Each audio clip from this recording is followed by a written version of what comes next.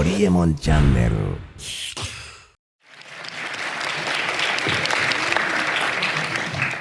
こんにちは。なんか席無駄ですね、これね、ステージが。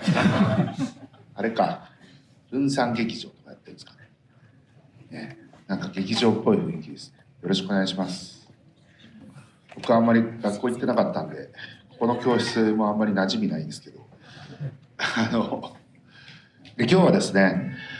非常に政治の状況とかインターネットの影響でですね、 SNS とかの影響でこれまでありえなかったようなことが起こり始めておりますが、こちらまさに先ほどご紹介いただいた通り、大学在学中にですね、私はインターネットに出会いまして、今でこそですね、私の中ではちゃんと言語化はできております。情報を民主化するというのがインターネットの特徴です。情報の民主化というのは、誰しもが情報に等しく、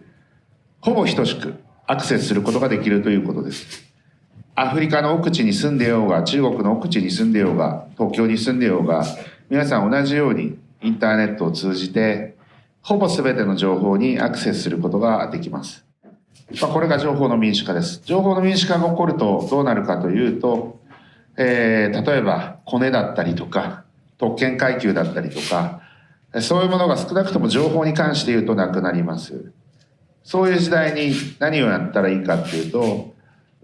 とにかく PDCA サイクルを早く回すってことです。PDCA サイクルってよく経営とかしてるとよく出てくることなんですけど、とにかく、たくさんのことにチャレンジをするってことですね。たくさんのことにチャレンジすると、一つ一つは、なんていうのか、打率が悪くなる。たくさん野球とかで打席に立つと、当然打率は悪くなりますよね。その3割とか4割とか打てなくなるんですよね。調子が悪い時とかも出るんで。でも、打率が悪くても、とにかく打席に立たないとホームラン打てないですよね。でホームランってやっぱりそんなに出ないです。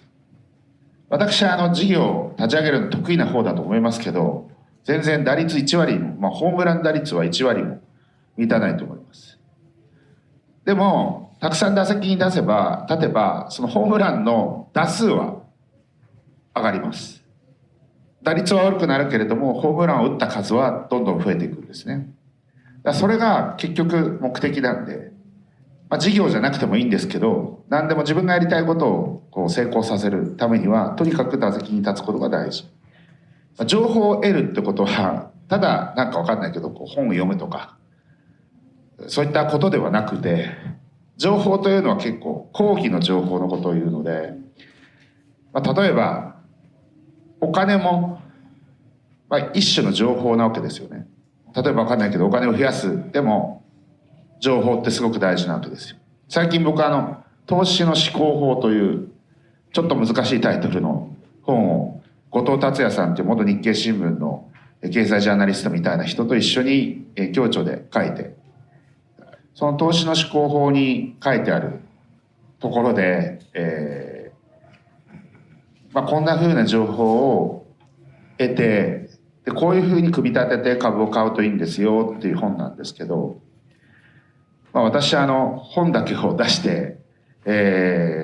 自分は投資してないんかいみたいに突っ込まれるのも嫌だったんで、一応公式にその投資の思考法の元になったニュースピックスっていう番組の配信サイトの、ザ・マーケットっていう番組をその後藤達也さんと一緒にやってるんですけど、そこでじゃあこれとこれとこの株買いますって言ってその場で買ったんですよね。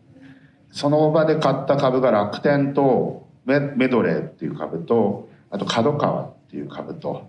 あとはモデルナっていうのを買ったんですけれども、この中で唯一下がってんのがモデルナで、でも僕はモデルナいつか上がると思ってるんで、メッセンジャー RNA ワクチン、新型コロナウイルスのワクチンを作ってるアメリカの会社です。ちょっと新型コロナウイルス需要が一段落したんで今株価下がってますけど、メッセンジャー RNA 技術っていうのはワクチンの技術っていうのは非常に画期的で、がんの治療とかにもこれから使われていくので、いつか上がるタイミングがあると思って買ってるんですが、なので下がっててもどんどん買い続けてますけど、それ以外の株は全部上がってます。でその思考法で、例えば角川って会社はハッカーにやられて何十億か損したんですね。50億とか。だけど、角川っていうのは社長が変わって、僕の知り合いの夏野さんという方に変わったんですが、そしてそのライトノベルっていうのを、量産して、そこからヒットしたものをアニメとかゲームとか漫画とかにして、めちゃくちゃ稼いでる非常に優良企業で、そんなねハッカーによる被害なんて一時的なものじゃないですか、明らかに。なのでこれは絶対、株価それで下がったんで絶対買いだなと思って買ったんですけど、そういうことを書いてあるんですけど、この株を買えとは書いてないですけれども、私はこういう思考法で買ってますよと、その結果として角川買いましたよ、結果としてねっていうふうに言って、株価見ていただけたら分かるんですけど、倍ぐらいになってます。さらになんかソニーが買収しに来たとか、そういうのが先週ニュースになって、それでさらに上がって倍ぐらいになっちゃいましたけど、なんかそういうことです。そういうことを考える。情報はだから等しく、皆さんが得られる情報と私が得てる情報は一緒なんです。入手性は一緒なんです。だけどそれをどういうふうに結びつけていくのか、どうやって自分たちの生活とか自分たちがやりたいことに結びつけていくかによって変わっていくし、実際に株を買って儲けたいんだったらその場で買うぐらいの勢いが必要だってことです。正解というのは実社会では大学の勉強とか、大学受験とかそういうのと違って、正解っていうのは一つではないので、正解にたどり着く道も一つではないので、いくらでも回り道もできるし、ショートカットもできる。大体僕はそんなことばっかり考えてます。何をやりたいか、自分はこういうことをやりたいと。じゃあこういうことをやりたいためには何をすればいいのか、その最短距離は何なんだろうってことばっかり考えてやってます。だから大学受験も同じで、僕は最小限の努力で楽をして大学に受かろうと思って受かりました。大学の勉強も大学に入るための勉強ですかね。なんか真面目な僕の同級生たちはなんかわかんないけど、毎回定期テストのためにちゃんと勉強してたし、毎日真面目に授業を受けてました。僕は結構サボったりとかなんか別の本読んだりとかしてたんですけど、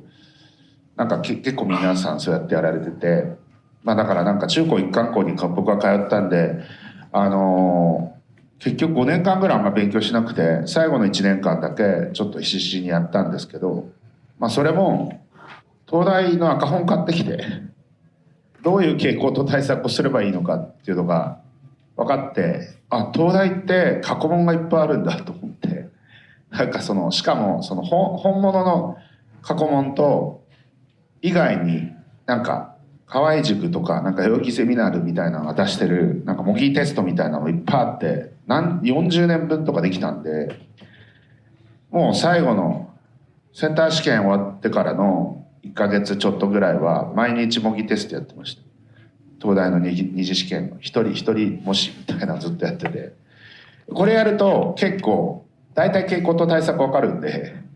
そんなにトリッキーな問題っていうか、全く傾向を外れたような問題っていうのはほとんど出ないってことも分かってるんで、すごい対策しやすいですよねみたいなことを考えてます、常に。僕はいろんなやりたいことがあるので、それに対してどういうふうにすれば一番楽して一番結果が出せるかってことを考えてます。でも大事なのはとにかく手数を出すことだと思ってます。これもよくする話ですが、僕は作詞家でめちゃくちゃ多分日本で一番ヒット飛ばしてる秋元康さんという方が仲良くて、僕に彼が言ったのはとにかく俺作品数を出すことなんだと。秋元さんは悪く言う人からは打率が低いって言われるんだけど、でもヒット作は多分日本で今現役の作家の中で一番出してると思います。この曲も秋元さんなんだみたいに驚かれると思います。カラオケとか行くと作詞秋元康って書いてあるヒット曲はすごく多いです。結構意外な曲も彼書いてます。これピカソのね話を彼はよくするんですが、ピカソっていうのは世界的な本当世界トップクラスの画家だと思うんですけど、他の画家とピカソが一番大きく違うところは何かっていうと作品点数なんですよね。彼は多分1万6000点ぐらい作品書いてるんですが、他の作家はせいぜい数百点なんですよ。だから全然その打席に立った数が違うんですよね。だから彼は結局どうなったかっていうと、なんかよくわかんない抽象画にたどり着いてそれを量産するわけですけれども、それまでにも彼は例えば青の時代とかなんかいろいろあるんですよ、時代が。で試行錯誤してるんですよね。スマッシュヒットは飛ばせるんだけれども大ヒットにはならない。だからどうしたらいいのかってことをずっと試行錯誤してよくわかんない抽象画にたどり着くわけですよ。でもなんであれがヒットしたのか、あれを狙ってヒットさせられるやつなんかいないと思うんですよ。だけどヒットした。それはやっぱりもちろん彼には才能あったんだけど、とにかくあそこまで試行錯誤していろんな絵を描いてきて、だから壮大な人生をかけた AB テストをしてきたわけですね。AB テストっていうのは広告業界でよくある言葉なんですけど、広告のクリエイティブを A 案 B 案って示してどっちがアテンション引けるかみたいなことをやるのが AB テストなんですけど、まさに人生は AB テストの繰り返しみたいなもので、狙って結果を出せたやつはただのラッキーですよ。僕はスタートアップ企業をたくさんやってるんで、このね多分サークルとかも多分そういうところなんでしょうけれども、スタートアップも僕たくさん立ち上げてるんですよ。でも全部自信があるんですよ。自信なかったらやんないですよね。だから自信があるから全部やるんだけど、やっぱりそんなに打率は良くないんですよ。でもなんか僕はうまくいった事例ばかりが有名になるから、あいつはなんか狙って全部うまくいってんだろうって思われるんだけど、そんなことは全くなくて、失敗した事案は誰も知らないんで、だから失敗してるわけですけど、誰にも刺さってないから失敗してるわけで、なので失敗したことは皆さん知らないんですよ。わからないので失敗してないように見えます、一般的には。なのであんまり失敗することを恐れる必要はなくて、恥ずかしがる必要もなくて、なぜなら人々から知られてないし忘れ去られるから。だから成功した事案だけが残るんで、100回やって 100本目で成功したってそれでいいわけですよ。だから自信があることをどんどんやり続ける、やり始めるってことがまず大事であるというのがこの時代。そしてもう一つ大事なことは AI です。 AI は本当に大したことはないっていうふうに言ってるやついますけれども、それは信じなくていいです。大したことです。 AI が僕たち、特に生成系 AI ですね。 AI の飛躍的な進化が起きたのは2010年なんですけど、トロント大学の今年ノーベル賞を、取ったチームそこの教授がですね、その人を、それアレックスネットって言うんですけど、その概念を考えた、元ネタの先生がノーベル賞、ノーベル物理学賞をね受賞されたんですけれども、脳のニューラルネットワークを、コンピューターネットワーク上で再現したっていうことなんですが、それの進化系が生成系 AI です。生成系 AI は、ジェネラティブ AI ですね。Google の AI の研究所で翻訳とかを Google 翻訳ってありますけど、その精度を向上させるために考えられたものです。これが GPT とかの元になってます。これが考えられて、でそこに計算資源、GPU とかを大量に投入することによって、ある段階から指数関数的に知能が向上していくっていうことが分かりました。それによって最近の生成系 AIブームが起きてるわけで、そこにチップを、ほぼ独占的に供給している NVIDIA の株は爆投していると、そういう状況です。巨大な行列計算なんですよ。ニューラルネットワークのその成績 AI っていうのはそうなんですね。多分脳もそのような形で、ニューロン同士がつながってるんですけれども、1000次元以上の、行列計算をして、その近似値みたいなのを取って、例えばリンゴとアポって同じじゃないですか。同じものを表してるじゃないですか。でも全く五感違いますよね。でもこれをその行列のなんか内積とかを取るとほとんど一緒の値を示すんですね。なのでリンゴとアポは一緒だろうっていうふうに考えるのが生成 AI の基本ですね。でこれすごく大事なことで、僕たちの脳をほとんどシミュレーションできてます。で知能指数はもう一説によると110ぐらいを超えてるっていうふうに言われてます。だから過半数の人間よりも賢いわけです。おそらくこれ多分生成 AI とかに注目してる人たちとか、ここの教室にいる人たちとかは割とこうインテリで賢い人たちなんで、言うても AI はみたいにまだバカにできるぐらいだと思うんですが、知能指数90とかの人たちからすると人間と見分けつかないと思います。でもそういう人たちにはまだ AI 浸透してないんで、あんまり皆さん気づいてないですが、もうほとんどの人、要は半分以上の人たちよりも賢いんですよ、 AI の方が。これは何を意味するかっていうと、バカが賢くなれるんです。自分がバカだと思ったら AI を活用した方がいいんです。学校のなんかこうテストの答案を AI で書くなとか言ってるやついますけど、それはお前はなんか自転車で走らずに自分の足で走れって言ってるようなもんで、バカなのって話なんですよ。昔僕は小学校の時にそろばんを習わされましたけど、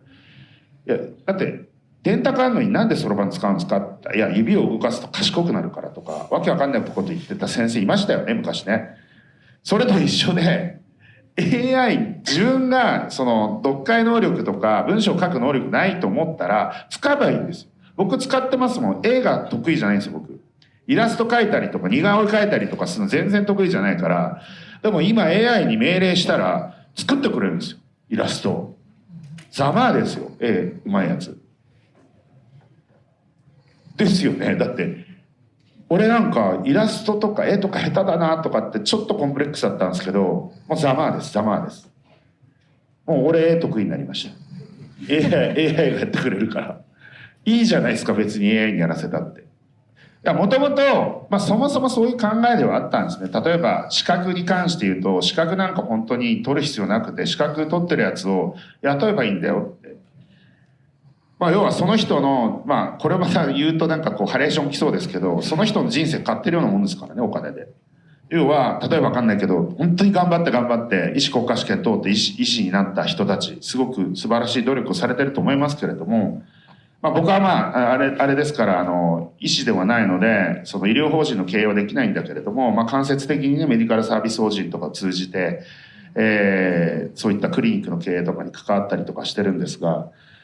医者を雇ってくることで医師になる時間とお金というのをセーブすることができるわけですよね。でそれに見合った報酬を上げればウィンウィンの関係が築けるわけですよ。だからそういうふうにして自分の人生っていうのはもうせいぜい、100年、長くても100年ちょっとぐらいしか今のところないわけで、その時間をいかに有効に使うのかっていうのは非常に重要なことなんですよ。なのでそんな無駄な時間使ってる場合じゃないです。特に若い人たち、もう年老いた人たちは本当残念でした。僕の話もっと早く聞いてた方が良かったかもしれないです。はい、若い方々はまだまだ時間があるので、考え方変えた方がいいと思います。僕は同級生たちにそういうふうに思ってました。ね、人間の時間っていうのは本当に有限なんだから、人にお願いをすることで自分の時間をセーブすることができるんであれば、それがお金で解決するんであれば、それの方がいいでしょっていうふうに思ってます。でこれがなんと AI によって、かなり民主化してくるということなんです。これはチャンスなんです。だから皆さんにとって AI にできることはどんどん AI に任せた方がいいんです。であと記憶ですね。記憶ってクラウドでいいじゃないですか。僕がパソコン使い始めた頃って全然まだコンピューターの記憶容量なんて全然人間の脳より全然しょぼかったんでどうにもなんなかったんですけど、今は巨大な脳の記憶領域にあたるものがそのクラウドっていう形であるので、それを使わない手はないんですよ。僕はやっぱこの年になって気づきましたけど、気づいたわけじゃないけど昔からなんとなく考えずにやってたんですけど、僕は余計なこと記憶しないんですよ。例えば人の名前とか絶対覚えないんですよ。一回会っただけの人の名前とか絶対覚えないんですよ。意味ないから。僕は昔会いましたよね堀さんとかって、覚えてねえよっつって。覚えてるわけないじゃないですかと。なんかそういうのを覚えるのをなんかネタにしてる人いますけど、それは本当に脳の無駄だと思います。脳ってこれだけしかないんですよ。皆さんの脳と僕の脳、物理的な大きさはほとんど変わんないでしょ。でしょ。まあちょっと顔でかい方ですけど、でも大して変わんないですよ。だから僕も皆さんも脳の容量はほとんど一緒だと思ってください。じゃあどうしてるかっていうと余計なことを覚えないです。脳っていうのは非常にこうなんていうのかな、フレキシビリティの高い臓器なので、いろんな機能をこう同じニューラルネットワークで、じゃあここは記憶に使ってる、ここは論理的思考に使ってるっていうところは、まあある程度まあ両方ともできるんですよ。だから記憶に使う容量は最小限にしておいて、これ明示的に覚えないようにしてるんですよ。脳ってやっぱりすごくフレキシビリティが高いんで勝手に覚えちゃうんですけど、覚えんなこれっつって明示的に脳の中で僕はそう思ってるんで、記憶に使ってる部分すごい少ないんですよ。だからそれ以外のことに脳を使えてる。だから脳の機能がちょっと皆さんよりもすごくよく使えてるんだと思います。論理的思考に。だ最近なんか僕の知り合いの医者でパーキンソン病の人とかちょっと、そういった人たちをこう運動療法で治療するみたいななんか VR デバイスを作ってる人がいたんですけど、おじさん多分ねこれトレーニングすると運動も得意になる可能性があるということを彼は言っておられました。脳の使い方なんだと。だから脳の使い方はこれからどうするかっていうと、本当に全部 AI でできることは全部 AI に任せて、で自分たちの頭は違うことに使う。でどんなことにこれだから未来の話なんですが、いわゆる AI でできることは AI にやらせるって社会がいつかボンってきます。突然きます。世の中の変化って突然きます。じゃあどうすればいいのかっていうと、スポーツ選手とかをちょっとイメージしてください。例えばオリンピックに出てるウサイン・ボルトさん、世界最速の男って言われてますけど、まあ当然やつより自動車の方が速いわけですよ。だから意味ないんですよ。実用的には全く意味ないんです。ウサイン・ボルトに飛脚をやらせてもしょうがないわけですよ、今更ね。なので全く意味のないことをしてるんですよ、実用的には。だけどウサイン・ボルトってすごいじゃないですか。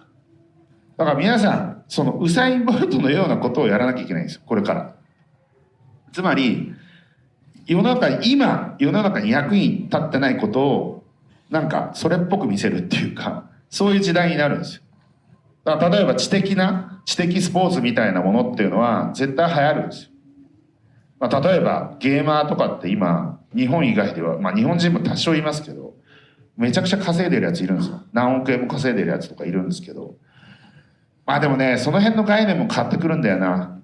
核融合発電とかもう10年20年の間に実用化されるんで、そうすると電力エネルギーのコストがドンって下がるわけですよ。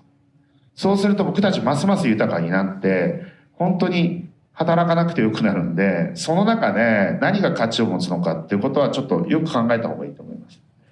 おそらくスポーツ選手がベンチマークになる。プロスポーツ競技とかやってる人たちはまあとにかくなんていうんですかね、意味のないことをしてるんだけれどもみんなそれに熱狂してる。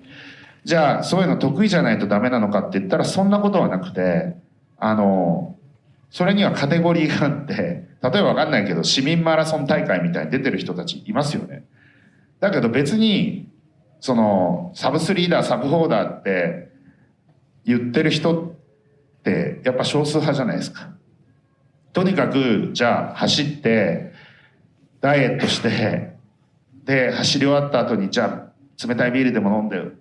仲間となんか喜び合うみたいな、それが楽しかったりするわけじゃないですか。だから多分そういったものの集合体みたいな世の中にこれからなっていくんじゃないかなって思ってます。